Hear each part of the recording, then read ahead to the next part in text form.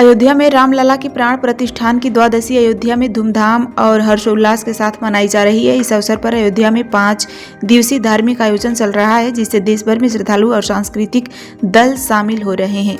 प्राण प्रतिष्ठान द्वादशी के उपलक्ष्य में महाराष्ट्र के नागपुर से आए ढोल, नगाड़ा एवं ध्वज पथक शिव गर्जना की 80 सदस्यीय टीम ने मंगलवार को राम मंदिर परिसर में पारंपरिक वाद्य यंत्रों की प्रस्तुति दी। टीम ने श्री राम जन्मभूमि मंदिर में श्री राम लला के समक्ष और परिसर में नागपुर की पारंपरिक धुनों के वातावरण को भक्तिमय कर दिया। शिव गर्जना टीम के अध्यक्ष ने बताया कि छत्रपति शिवाजी महाराज के काल में प्रयुक्त पारंपरिक वाद्य यंत्रों को आज भी जीवित रखा गया है। वही वाद्य रामलला को अर्पित किए गए हैं। इन वाद्यों की गूंज से मंदिर परिसर में पूरी श्रद्धालु भाव विभोर हो उठे। सभी वाद्य कलाकारों ने रामलला के समक्ष प्रस्तुति देकर स्वयं को कृतार्थ बताया। श्रद्धालुओं ने भी पारंपरिक धुनों का भरपूर आनंद लिया और कार्यक्रम की सराहना की। मेरा नाम है सौ अलका प्रमोद राव टेटे, नागपुर से हम महाराष्ट्र से। और आपकी संस्था क्या नाम है? ढोल की संस्था क्या नाम है? शिव गर्जना ढोल ताशा पथक नागपुर। आप लोग आए हैं भगवान की प्राण सेकंड में, क्या कहेंगे इस अवसर पर आप लोग ढोल बजाने आए? बहुत मजा आई और दर्शन का लाभ मिला इनके वजह से हमको बहुत अच्छा लगा हमको बहुत ही। और कार्यक्रम आप लोग का अभी क्या है? शाम का? शाम का नहीं है, अभी कार्यक्रम हो गया हमारा, अभी शाम का नहीं है। तो ये तीसरी बार हो गया यहाँ पे कार्यक्रम। ढोल के माध्यम से क्या संदेश देंगी अयोध्या में आप? बच्चे लोग ये 70-75 लोग आए हैं, हम 35 लड़के हैं, 35 लड़कियां हैं और अच्छा बजा रहे। उनको भी बहुत खुशी हो गई राम मंदिर में बजाने की और दर्शन का लाभ मिला, बहुत ही अच्छा लग रहा। क्या नाम?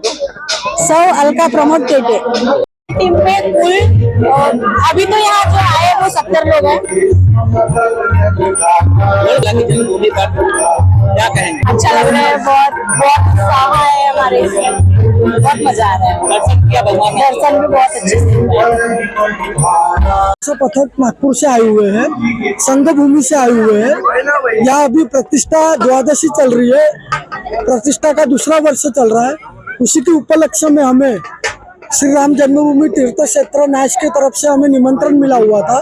कल हमारा काशी विश्वनाथ में कार्यक्रम हुआ चिंतामणि गणेश में। आज हमें अयोध्या में चंपत राय जी के माध्यम से, चंपत राय बाबू जी के माध्यम से यहाँ पे बुलाया गया। मंदिर के परिसर में और मंदिर में हमारा कार्यक्रम हुआ है और ये कार्यक्रम द्वादशी के निमित्त, प्रतिष्ठा द्वादशी के निमित्त यहाँ कार्यक्रम हमारा समापन हुआ। हम नागपुर से 80 लोगों की टीम लेकर आए हुए हैं। ढोल ताशे का कार्यक्रम हमने सब मिलकर किए हुए हैं। अच्छा, मंदिर परिसर में थे, ढोल बजाए गए, कितने आपके साथी जितने लोग थे मंदिर के अंदर ढोल की ध्वनि भगवान रामलला का समय? ये जो ढोल ताशे जो है, जो छत्रपति शिवाजी महाराज के जो काल में जो बजते थे, वही जो अभी हमने जो पारंपरिक वाद्य है महाराष्ट्र का, उसी के लिए हम यहाँ ये प्रोग्राम के लिए आए हुए हैं और उसी का हमने आनंद हमने भी सुने, लोगों को भी सुना है और रामलला को भी सुना है। सभी आनंदित है। कितने सालों से आप लोग का ये कार्य चल रहा है? महाराष्ट्र से आए हुए हैं और हमारे पथक का नाम है शिव गर्जना ढोल ताशा व ध्वज पथक नागपुर। हमारे पथक को 15 साल पूरे हो चुके हैं और 15 साल में हम 3 बार अयोध्या रामलला मंदिर में हम लोगों ने अपना कार्यक्रम प्रस्तुत किया है ढोल ताशे का। हम जब इसके पहले जब प्राण प्रतिष्ठा थी उसके दूसरे या तीसरे दिन आए थे यहाँ पे परफॉर्मेंस करने। उसके बाद आज जब 2 वर्षगांठ पूर्ण हुई है, उसके बाद हम लोग यहाँ पर आए हैं और अपनी प्रस्तुति दी है श्री रामलला के मंदिर में और बहुत ही अच्छा लग रहा है हमें यहाँ पर आकर प्रस्तुति। ये तो प्रभु श्री राम की कृपा है, ये जो बार हमें पीछे चले लेकर आते हैं। कितने ढोल है और कितने? हम 40 ढोल लेकर आए हैं, 20 ताशे हैं और 20 ध्वज है हमारे। ऐसे हम पूरे मिलाकर 70-80 लोग आए हैं नागपुर से। क्या कहेंगे? सेकंड वर्षगांठ है, रक्षा मंत्री जी आ रहे हैं, मंत्री जी आ रहे हैं, संबोधित करेंगे लोगों को, क्या कहेंगे? पहले तो जो खुशी है हमारे प्रभु श्री रामलला के मंदिर की बनने की, उसके बारे में बोलूंगी। बहुत ही अच्छा लग रहा है और बहुत ही खुशी हो रही है कि हमें यहाँ पर बार अपनी प्रस्तुति देने को मिल रहा है और रही बात अपनी वर्षगांठ की, तो इसी समय पे हमें यहाँ पर बुलाया जाता है और इसी समय पे हमारा यहाँ पर कार्यक्रम होता है। क्या नाम है आपका? मेरा नाम कनक टेटे है। आइए। अयोध्या में इन दिनों कड़ाकों की ठंड पड़ रही है, लेकिन आस्था की गर्माहट के आगे मौसम भी फीका नजर आ रहा है। नववर्ष के आगमन और भगवान श्री राम लला की प्राण प्रतिष्ठान द्वादशी की वर्षगांठ को लेकर रामनगरी में श्रद्धालुओं की भारी भीड़ उमड़ पड़ी है। देश के कोने कोने से श्रद्धालु अयोध्या पहुंचकर प्रभु श्री राम के दर्शन कर पूर्ण लाभ अर्जित कर रहे हैं। प्राण प्रतिष्ठान वर्षगांठ का मुख्य कार्यक्रम अंगद टीले पर विधिवत रूप से शुरू हो गया है। वहां वैदिक मंत्रोच्चारण के बीच धार्मिक अनुष्ठान संपन्न कराए जा रहे हैं। साथ ही मानस पाठ और सांस्कृतिक कार्यक्रमों का भी आयोजन किया जा रहा है, जिससे पूरे क्षेत्र में भक्ति और उल्लास का वातावरण बना हुआ है।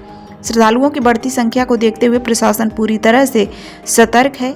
एसपी सुरक्षा बलरामाचारी दुबे ने बताया कि कड़ाके की ठंड के बावजूद नववर्ष और प्राण प्रतिष्ठान द्वादशी की वर्षगांठ को लेकर श्रद्धालुओं की भीड़ लगातार बढ़ रही है। उन्होंने कहा कि सुरक्षा के पुख्ता इंतजाम किए गए हैं। प्रशासन का पूरा प्रयास है कि श्रद्धालु को किसी भी प्रकार की असुविधा ना हो और वे सुगमता से भगवान श्री राम लला के दर्शन कर सकें। सुरक्षा के साथ साथ यातायात और दर्शन व्यवस्था पर भी लगातार नजर रखी जा रही है। ये आप देख रहे हैं नववर्ष जैसे जैसे आने वाला है, उसको दृष्टिगत रखते हुए 15 दिसंबर के आसपास से लगातार अयोध्या में दर्शनार्थियों की संख्या बढ़ रही है और उसको दृष्टिगत रखते हम लोग जहां एक तरफ यातायात की सुव्यवस्था की जा रही है, वहीं दूसरी तरफ सुरक्षा के व्यापक प्रबंध किए जा रहे हैं। हमारा जो उद्देश्य है वो है यातायात व्यवस्था को सुव्यवस्थित करना, साथ ही साथ दर्शनार्थियों को सुविधा दर्शन की अच्छी से अच्छी व्यवस्था हो सके उसकी व्यवस्था, और साथ ही साथ सुरक्षा में किसी तरह के कोई चूक न होने पाए, किस प्रकार से हम इसको सुव्यवस्थित कर सकते हैं, सुरक्षित कर सकते हैं, वो हम लोग उस हर दृष्टिकोण से आईजी साहब, एसएसपी साहब, कमिश्नर साहब, डीएम साहब सभी लोग लगातार इसमें निगरानी रख रहे हैं और पूरी की पूरी टीम है। सीआरपीएफ के जवान लगे हुए हैं, एसएसएफ के जवान लगे हैं, पीएसी के लगे हैं, हमारे एटीएस और पीएसी के कमांडोज लगे हुए हैं। इसके साथ हमारे बीडीडीएस और एएस की टीम लगी हुई है, एलआईयू की पूरी टीम लगी हुई है। साथ ही हम लोगों ने काफ़ी संख्या में सादे वस्त्रों में ड्यूटी लगाई है, जो लोगों के बीच रह करके उनकी भावनाओं को समझ सके, उनकी बातों को समझ सकते हैं और उन पे दृष्टि भी रख सकें।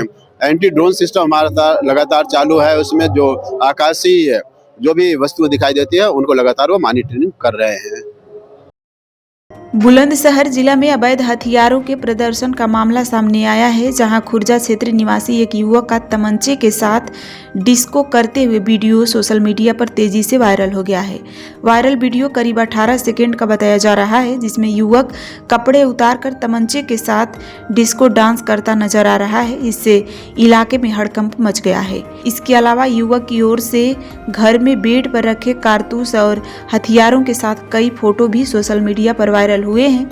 वायरल पोस्ट में युवक द्वारा आपत्तिजनक भाषा और गंदी गंदी गाली वाले कमेंट किए जाने की भी बात सामने आ रही है। बताया जा रहा है कि वायरल वीडियो और फोटो थाना खुर्जा क्षेत्र के पंडित चंद्रशेखर नामक युवक के हैं। सोशल मीडिया पर अवैध तमंचे के खुलेआम प्रदर्शन को लेकर पुलिस की कार्रवाई पर अब सभी की नजरें टिकी हुई हैं।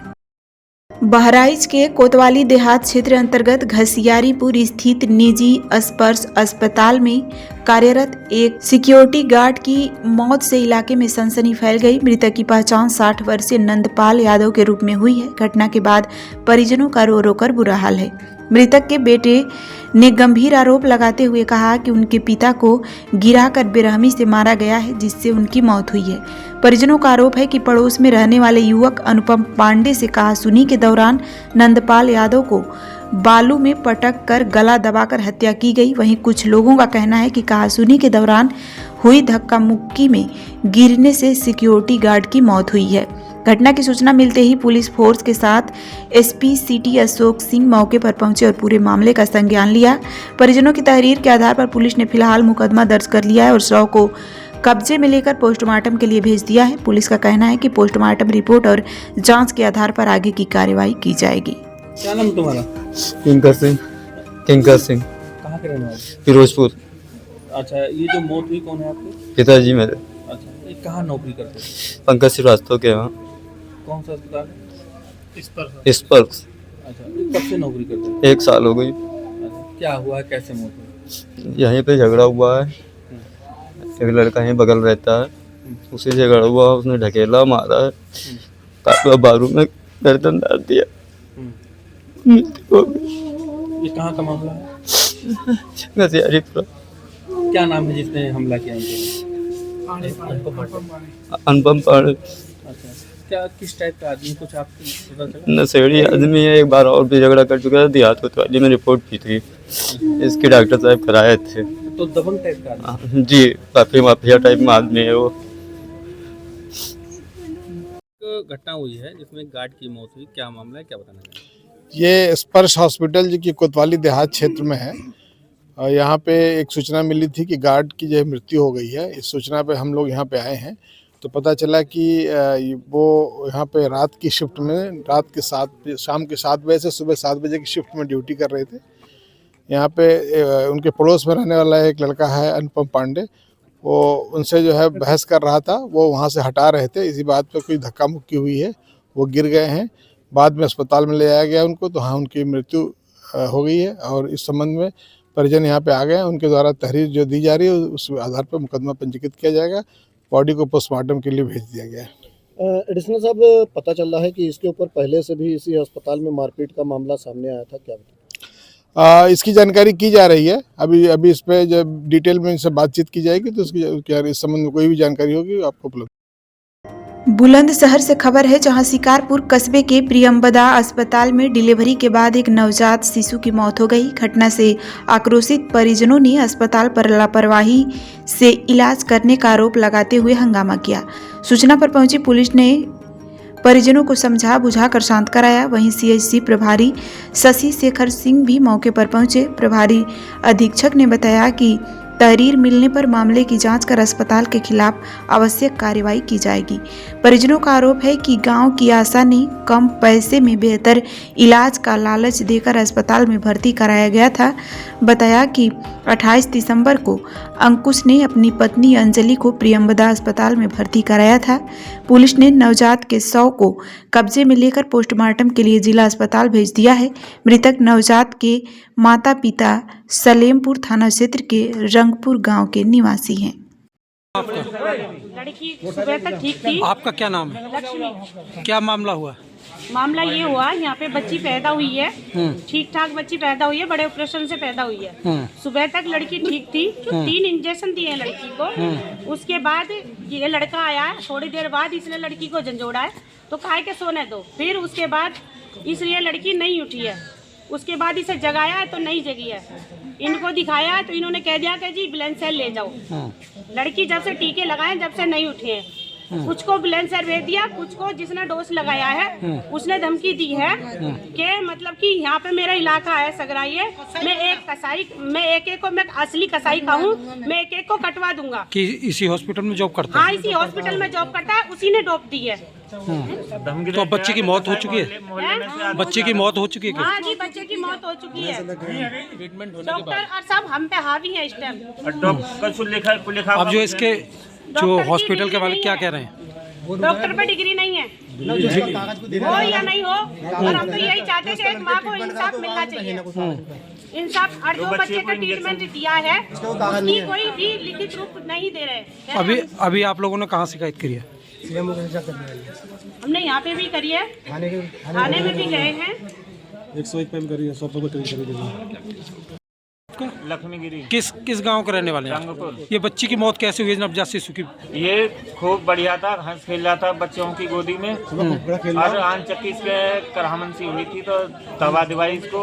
दवा दिवाने के बाद में कोई दिक्कत ना, खूब ठीक हो गया। कहने लगे जी बच्चे को गोदी में रख लो। गोदी में खेला बच्चा खूब। 11 बजे के करीब में आज बच्ची को इंजेक्शन लगवाया इन्होंने। 3 इंजेक्शन एक साथ लगाए। लगाने के बाद में बच्ची को दादी की गोदी में गिर दिया। कैसे गोदी में गिर लो, और बच्चा एक छोटा सा बच्चा, उसने कही कि मैं देखूंगा बच्ची को। तो जब उस बच्चे ने देखा तो उसमें कुछ नहीं था। फिर बच्ची के बाबा आए, उन्होंने देखा कि तो इसमें तो कुछ नहीं है। डॉक्टर बुलाया, डॉक्टर ने कह दीजिए बुलंदशहर ले जाओ उसे। ना तो उस बच्ची को जो इंजेक्शन लगाया उसका कोई पर्चा दे रहे, ना कोई उन्होंने करा। जो इंजेक्शन लगाया वो हमें जान से मारने की धमकी दे रहा है कि जो तुम पे हो कर लियो, ऐसे ही हो। तो इसकी शिकायत क्या सीएमओ साहब से भी की गई है अभी? सीएम साहब की करी है हमने। अब हमें इसका इंसाफ चाहिए बच्ची के लिए। बंद होना चाहिए, हॉस्पिटल ऐसा बंद होना चाहिए। और इसमें आशा भी वो होती हैं, आशा पैसे के लालच में वो सरकारी हॉस्पिटल में न ले जाके और ऐसे प्राइवेट हॉस्पिटल में लेके जाती हैं। क्या आपके इसको भी जो पेशेंट को क्या आशा लाई थी यहाँ? आशा लाई थी, आशा से हमने मना करी, हम नहीं ले जा रहे। कहना बहुत बढ़िया डॉक्टर है, बहुत बढ़िया हॉस्पिटल है, इसमें दिखाओ तुम्हें। क्या नाम है उस आशा का? कुसुम नाम है उसका। आशा? हाँ जी, रंगपुर की है। रंगपुर की है। हमने उसे बार बार मना करी, हम एम्बुलेंस से ले जाएंगे, एम्बुलेंस से सारी सुविधा है।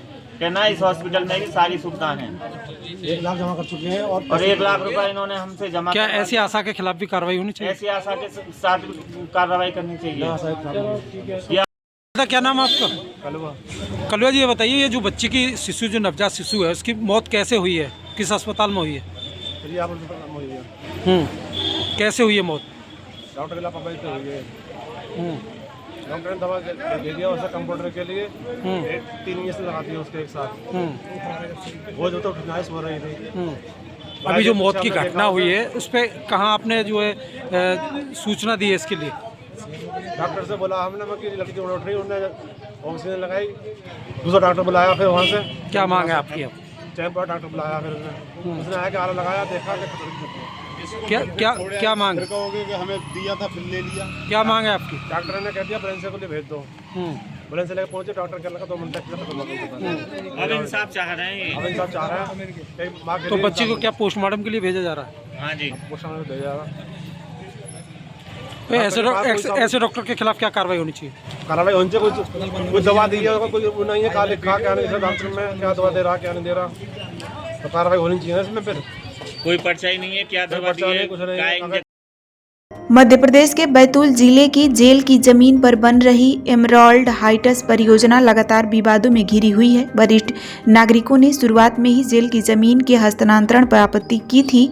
इसके बावजूद तत्कालीन कलेक्टर द्वारा नियमों को दरकिनार कर एक तरफा फैसला लिए जाने का आरोप लग रहा है। अब आशंका जताई जा रही है कि इस फैसले का खामियाजा जिले की जनता को भुगतना पड़ सकता है। सैकड़ों की संख्या में हरे भरे पेड़ों की कटाई के बावजूद प्रशासन की चुप्पी कई सवाल खड़े कर रही है। अनुमतियों के लेकर कथित भ्रष्टाचार की चर्चाएं अब चौक चौराहों तक पहुंच चुकी है। जनता अब इस बात से हैरान है कि लगभग 60 करोड़ की जेल बिल्डिंग के बदले 600 करोड़ रुपए की बेशकीमती जमीन निजी कंपनियों को देने का औचित्य क्या है। उन्होंने बताया कि जिला मुख्यालय स्थित वर्तमान में जेल परिसर में ही एमराल्ड हाइट्स नामक मल्टी का निर्माण कराना शुरू कर दिया गया है। इससे समाज के वरिष्ठ तबके में भारी आक्रोश है। कैदियों की सुरक्षा और पर्यावरण को हुए नुकसान को लेकर भी लगातार सवाल उठ रहे हैं। वहीं वर्तमान कलेक्टर की चुप्पी और कंपनी प्रशासन द्वारा कथित रूप से करोड़ों का चूना लगाए जाने की बात भी लोगों के गले नहीं उतर रही है। जेल निर्माण कर रही एमराल्ड हाइट्स प्राइवेट लिमिटेड को दी गई अनुमति भी अब जांच के घेरे में है। मामला लगातार उठाए जाने के बावजूद प्रशासन की निष्क्रियता पर भी सवाल खड़े हो रहे हैं। अब देखना ये होगा कि बैतूल विधायक एवं मध्य प्रदेश भाजपा अध्यक्ष हेमंत खंडेवाल इस मामले में कब संज्ञान लेते हैं या फिर जिले की बेशकीमती जमीन निजी स्वार्थों की भेंट चढ़ जाएगी। क्या शुभ नाम है? सुजीत वर्मा। वर्मा जी, ये जेल की जमीनों को लेकर तरह तरह के सवाल खड़े हो रहे हैं। जो अनुमतियां दी हैं उस पर भी कई सवाल खड़े हो रहे हैं। मीडिया द्वारा इस मामले को उठाया भी जा रहा है। क्या लग रहा है आपको, क्या हुआ होगा? इसमें बहुत ज़्यादा भ्रष्टाचार हुआ है। शासन और प्रशासन बहुत पूर्णतः मदद कर रहा है उनकी। इस संबंध में सीएम हेल्पलाइन में भी शिकायत की गई। वो शिकायतें एसडीएम राजू कहार के पास में आई। राजू कहार ने तहसीलदार को फॉरवर्ड की, लेकिन उसके ऊपर अभी तक कोई कार्रवाई नहीं हुई है। इससे यह सिद्ध होता है कि प्रशासन इस प्रोजेक्ट में पूर्णतः सम्मिलित है और उनका सहयोग कर रहा है। वर्तमान में जो कलेक्टर हैं, जब इनके पास भी इतनी शिकायतें होने के बाद कोई कार्रवाई ना होना, क्या लग रहा है? ऊपर से उनको प्रेशर है, इसलिए वो कार्रवाई नहीं कर रहे हैं। और ये जो अनुमतियां हैं, जो रेरा की और टीएनसीपी का अप्रूवल है, क्या इसको भी लेकर लग रहा है कि अनुमतियां मूल रूप से दी गई है, वास्तविक अनुमति है, या फिर इसमें भी कोई झोल है? इसमें भी झोल है भाई। जब जमीन ही फर्जी तरीके से रजिस्ट्री हुई है तो अनुमति भी कोई नियम भी तहत थोड़ी ली गई होगी। क्या लगता है एक वरिष्ठ नागरिक होने के नाते आपके हिसाब से उस जमीन का क्या उपयोग होना चाहिए? उस ज़मीन का अभी आपके पास में दो विकल्प हैं। एक तो क्या है कि जो कोठी बाज़ार सब्जी मार्केट है, बहुत ज़्यादा जनता उससे परेशान है, उसको वहाँ पे शिफ्ट किया जा सकता है। और भी कोई टेक्निकल प्रोजेक्ट उसमें लाए जा सकते हैं। अगर कमर्शियल उपयोग करना तो बहुत सारे उपयोग हैं उसके। शासन उसके लिए इतनी कीमती ज़मीन का अपने जनता के हित में प्रयोग कर सकता है, ना कि बिजनेसमैनों के हित में उसका उपयोग किया जाए। जिस हिसाब से जो जमीन है उसकी वैल्यू आज की डेट में 600 करोड़ रुपए हाँ। और उसके एवज में एक 60 करोड़ का एक भवन बनवा के दिया जा रहा है। क्या लगता है कि कहीं ना कहीं इसमें प्रशासन के अधिकारी भी संलिप्त हैं? बिल्कुल सम्मिलित हैं। अभी जेल का जो कारोबार है वो भी अभी शिफ्ट नहीं हुआ है, जेल बनी नहीं है, कैदी अभी गए नहीं है। कल को कोई वहाँ पे हादसा हो गया तो उसकी जिम्मेदारी कौन लेगा? भाई नियम के तहत पहले जेल बन के तो शिफ्टिंग होनी थी, उसके बाद में आप उसको हैंड ओवर करते। आज मान लो कोई बड़ा हादसा हो जाता है तो उसका जिम्मेदार कौन लेगा? शासन लेगा कि प्रशासन लेगा? बीच में भी ऐसी 2 घटनाएं सामने आई थी, जेल से कैदी भागने में कामयाब हो गए हाँ। थे। एक विचाराधीन कैदी था जो लाया गया था और तुरंत उसी समय पुलिस के हाथों से छूटकर भाग गया था। तो क्या ऐसी घटनाओं पे कैसे रोक लगाएगा? कैसे रोक लगाया जाए? प्रशासन ही सम्मिलित है तो वो क्या रोक लगा पाएगा? भाई कैदी जब तक शिफ्ट नहीं होंगे जेल के अंदर तो असुरक्षा तो है, उसकी सुरक्षा कौन कर रहा? कोई नहीं कर रहा। प्रशासन के केवल वहाँ गार्ड बैठे हैं। आपको कहीं ना कहीं लगता है कि शासन प्रशासन ठेकेदार को पूरा फायदा पहुंचा? बिल्कुल कर रहा है, बिल्कुल कर रहा। भाई अभी आपके उसके अंदर जो भी मटेरियल सप्लाई हो रहा है, जो उन्होंने बिल्डिंग है वहाँ पे ऑफिस को पूरा चून बना लिया है, जबकि वो अभी प्रतिबंधित क्षेत्र के अंदर आपने बिल्डिंग कैसे बना ली? अभी जब तक आपका जेल शिफ्ट नहीं होगा प्रतिबंधित क्षेत्र खत्म ही नहीं होगा। आपने उसको कैसे बना ली? वहाँ पे पेड़ काट लिए आपने, कीमती पेड़ किसकी अनुमति से काटे? आपका जो मटेरियल वहाँ के ऊपर डल गया है वो किसकी अनुमति से डला? तो निश्चित प्लांट लगा के, तो इससे ये सिद्ध होता है कि प्रशासन का पूर्ण सहयोग है इस निर्माण में। मतलब सुरक्षा को लेकर एक बहुत बड़ा सवाल है, बहुत बड़ा। भाई साहब क्या शुभ नाम है आपका? मेरा नाम आनंद कुमार सोनी है और मैं यहाँ पे बैतूल में व्यवसाय भी करता हूँ थोड़ा बहुत, और साथ में पत्रकारिता भी। ये जेल के जो मामले उठ रहे हैं, क्या लग रहा है कि किस तरह से जो शासन प्रशासन ने जमीन ट्रांसफर कर दी, क्या कोई आपत्ति वगैरह भी ली गई थी इसको लेकर? देखिए 28 सितंबर 2022 को हमारी सिविल सोसाइटी के एक सदस्य ने बाकायदा कलेक्ट्रेट में, नजूल में, जब समस्त स्थानों पर अपनी आपत्ति दर्ज कराई थी और ये लिखा था कि आप नाम ट्रांसफर करने से पूर्व हमारी बात सुनी जाए, उसके बाद ही उस पर कोई निर्णय लिया जाए। परंतु कलेक्टर महोदय द्वारा भापलशाही चलाते हुए जेल की जमीन को इस तरह से बांट दिया गया कि एक शक के दायरे में शुरू से आई। उसके उपरांत हमने कई स्थानों पर, कई जगह इस बात को उठाया कि ये गलत है जमीन ट्रांसफर देना जेल की, और नगर पालिका मांग रही है, नगर पालिका को नहीं दी जा रही है। जबकि बैतूल शहर में cycle stand, motorcycle, car stand के लिए कोई स्थान नहीं है, कार पार्किंग के लिए कोई स्थान नहीं है कोठी बाजार क्षेत्र में, जिससे आए दिन ट्रैफिक जाम होता है, आए दिन असुविधाएं होती है। परंतु बैतूल में अधिकारी भापलशाही चलाते हुए इस तरह के कृत्य कर रहे हैं और कई बातें और आ रही हैं। क्या लग रहा है इसमें, क्या प्रशासन भी पूरी अपनी एक संदिग्ध भूमिका निभा रहा है? शुरू से ही इस बात को किया जा रहा है, जब से टेंडर हुए हैं, टेंडर के समय से ही ये बात कही जा रही है। सबसे बड़ी बात ये है कि जब जेल को ट्रांसफर करना है तो आप किस स्थान पर जेल बना रहे हैं, ये प्रश्न चला। ठीक है भाई, किस टाइप की बिल्डिंग बन रही है? क्या बिल्डिंग में क्वालिटी है, गुणवत्ता है कि आप 40 करोड़ की बिल्डिंग बनाकर, ये गवर्नमेंट के हिसाब से 40 करोड़ का है, वैसे उन्होंने तो 20 करोड़ रुपए खर्च किए होंगे ऐसा अंदाज है, क्योंकि बड़ी गुणवत्ताहीन बिल्डिंग बनी है जेल की।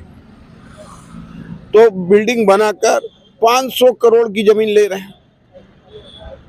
तो अब इसमें कहीं ना कहीं ये बातें भी सामने आ रही है कि कुछ जो शासन को जो भुगतान होना था करोड़ों रुपए का, वो भी किसी दलाल द्वारा उसको भी बचा लिया गया। जी हाँ, बैतूल में हर चीज़ों के दलाल पैदा हो जाते हैं बहुत तेजी से।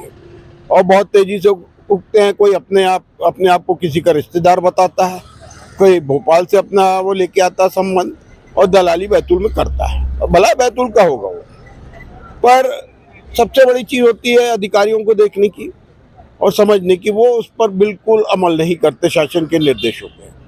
उदाहरण के तौर पर दलाली वाली बात जो है, उसमें सबसे बड़ी चोरी की गई है तो आश्रय शुल्क की नगर पालिका को जो प्राप्त होता, उसमें सबसे ज्यादा जो राजस्व प्राप्त होता है, उस पर करीब करीब 2 करोड़ रुपए की चोरी की गई है। जमा नहीं किया गया और इनको अनुमति दे दी गई है। हमारे सिविल सोसाइटी ने कलेक्ट्रेट में एडीएम के यहाँ इस बात की भी, जब इनको विकास की अनुमति दी जा रही थी, उस वक्त भी क्वेश्चन उठाया था और आपत्ति दर्ज कराई थी, परंतु बापलशाही के चलते कुछ इन बातों पर, सिविल सोसाइटी की बातों पर गौर नहीं किया गया। क्या आपको लगता है कि वहाँ पर्यावरण को भी नुकसान हुआ है? बहुत बड़ा पर्यावरण को नुकसान हो रहा है साहब। अभी कितने पेड़ काट दिए उसकी गिनती नहीं है जेल की जमीन पर।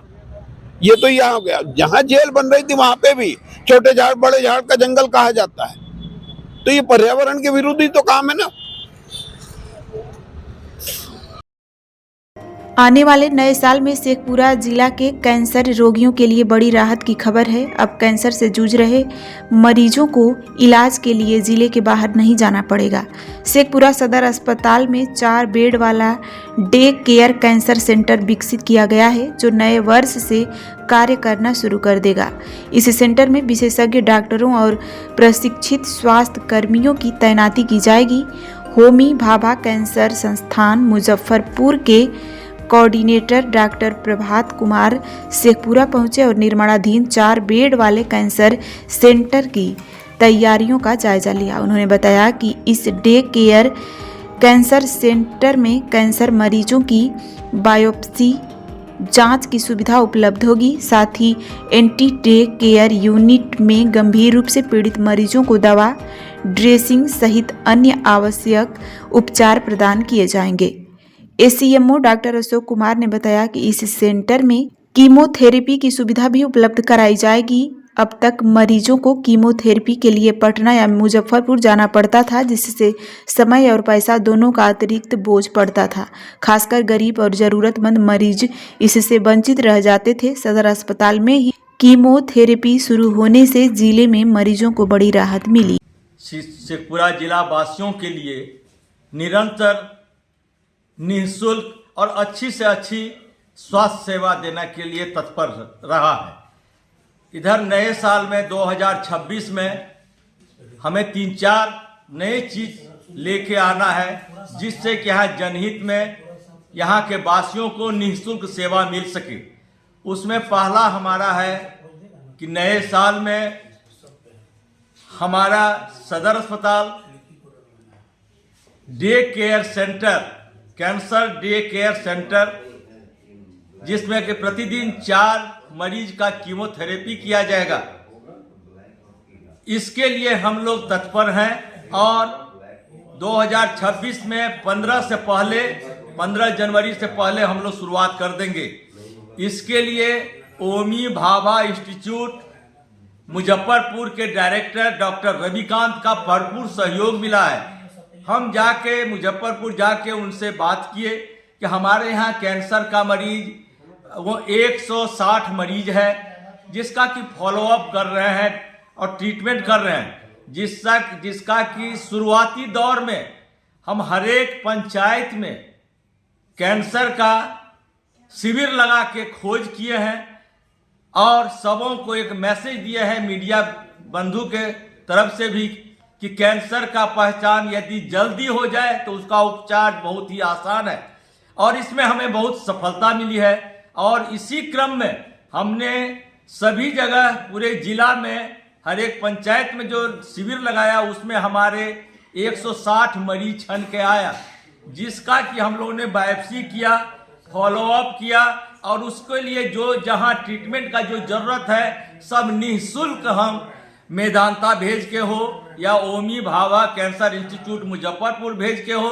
सभी जगह हमने सभी मरीज का अभी तक ट्रीटमेंट करवा रहे हैं। एक तरह से हमारे जो 160 मरीज हैं उसे हम एक तरह से गोद सदर अस्पताल लिए हुए हैं और उनका ट्रीटमेंट हम लगातार कर रहे हैं। हमारा रजिस्टर मेंटेन है। अनुसार सदर अस्पताल शेखपुरा में day care cancer centre establish किया जाना है। हम लोग का निर्देश था कि 15 दिसंबर से उसको शुरू कर देना है। हम लोग सारा तैयारी पूर्ण कर लिए हैं। कुछ चीज़ें जो गैप है उसको कंप्लीट कर रहे हैं। शेखपुरा में लगभग 120 कैंसर पेशेंट इलाजरत हैं और कुछ चीज़ों के लिए हम लोग जैसे कीमोथेरेपी है और जांच के लिए हम लोग बाहर भेजते हैं, क्योंकि अब कीमोथेरेपी यहीं पे मिलेगा डे केयर सर्विसेज में। उसके लिए यहाँ पे 2 डॉक्टर हैं और स्टाफ भी है। तो संभवतः है कि 1 जनवरी से हम लोग इसको कैंसर डे केयर स्टार्ट करते हैं। कैंसर डे केयर सेंटर की स्थापना की जा रही है सरकार के द्वारा, जिसमें कि जो भी पेशेंट जैसे स्क्रीनिंग तो हमारे सारे 38 जिलों में चल ही रही है, तो जिसमें कि जो स्क्रीनिंग होती है, स्क्रीनिंग के बाद में उनकी अगर कोई सस्पिशियस लगते हैं तो उनकी आगे बायोप्सीज होती है। बायोप्सी होने के बाद अगर कोई कंफर्म केसेस आ रहे हैं हमारे पास में, तो उनका आगे यहाँ पे कीमोथेरेपी की सुविधा दी जाएगी और पैलिएटिव केयर की भी सुविधा यहाँ रहेगी। जो पैलिएटिव पेशेंट जो एडवांस स्टेज पेशेंट हैं उनके पैलिएटिव केयर की भी उनके लिए सुविधा रहेगी, जैसे कि मेडिसिन है या फिर उनको वुंड ड्रेसिंग है। इस तरह की सारी सुविधाएं यहाँ पे दी जाएंगी। क्या उद्देश्य है इस तरह का करने? हमारा उद्देश्य ये है कि हम बिहार में जो कैंसर सर्विसेज हैं उनको और से ज़्यादा स्ट्रॉन्ग करें और स्ट्रेंथन करें, जो कि पेशेंट्स को, जो कैंसर पेशेंट हैं उनको काफ़ी मतलब जैसे बहुत दिक्कत है फाइनेंशियली भी और मेंटली भी, बहुत उनको परेशानी का सामना करना पड़ता है। तो ये सारी सुविधाएं उनको अपने गृह जिले में, डिस्ट्रिक्ट में ही मिल जाए, तो ये सरकार के द्वारा एक बहुत बड़ा स्टेप और बहुत अच्छा। शेखपुरा जिला के सदर अस्पताल परिसर स्थित हर्बल गार्डन में स्थापित राष्ट्रपिता महात्मा गांधी की प्रतिमा पर जल्द ही शेड का निर्माण किया जाएगा। इसको लेकर नगर परिषद शेखपुरा के कार्यपालक पदाधिकारी विनय कुमार ने सभी आवश्यक कागजी प्रक्रिया पूरी कर ली है। नए वर्ष में शेड निर्माण कार्य शुरू होने की संभावना है। वहीं संवेदक द्वारा शेड निर्माण को लेकर स्थल की मापी का कार्य भी शुरू कर दिया गया है। मौके पर नगर परिषद के कार्यपालक पदाधिकारी विनय कुमार के साथ सदर अस्पताल के ACMO डॉक्टर अशोक कुमार भी मौजूद रहे। कार्यपालक पदाधिकारी विनय कुमार ने बताया कि हर्बल गार्डन में स्थापित राष्ट्रपिता महात्मा गांधी की प्रतिमा स्थल पर शेड निर्माण को लेकर नगर परिषद को पत्राचार किया गया है, जिसके बाद नापी की प्रक्रिया शुरू की गई है। उन्होंने कहा कि नए साल में शेड निर्माण का कार्य प्रारंभ कर दिया जाएगा। अस्पताल के कैंपस में जो महात्मा गांधी का जो प्रतिमा है उसका जीर्णोद्धार जो है कराया जाएगा। जैसा कि गृहिंडा PHC में श्री बाबू का जो प्रतिमा का जीर्णोद्धार करवाया गया है, उसी हिसाब से एक हट जो है बनाया जाएगा और एक गार्डन, एक जो है एक फाउंटेन जो है वो लगाया जाएगा। इसके लिए लेटर मिला था हमको सिविल सर्जन के स्तर से, उसका जो है प्रस्ताव पास हो गया है और हम लोग इस पर जल्दी ही काम लगवा देंगे। जिला में कहाँ मैंने और कहाँ चिन्हित किया गया? जिला में देखिए हम लोग तो पार्क बनवा रहे हैं, बनवाए हैं पहाड़ पे, सिटिंग बेंचें लगवाए हैं, लाइट लगवाया गया है।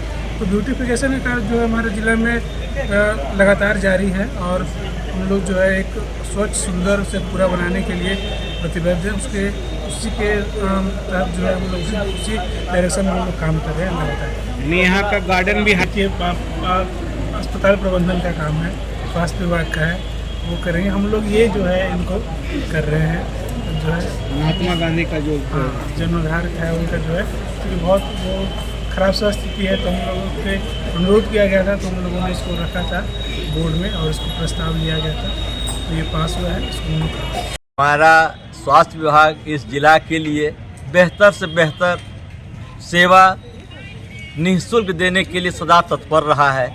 उसी कड़ी में यहाँ आने के बाद मरीज यदि अच्छे एटमॉस्फेयर में नहीं रहे, अच्छे वातावरण में नहीं रहेगा, चाहे उसका अटेंडेंट हो, अपने हो, इसलिए हम यहाँ एक गार्डन, हर्बल गार्डन विकसित किए हैं। एक मंदिर भी बनवाए हैं। मंदिर के बगल में महात्मा गांधी का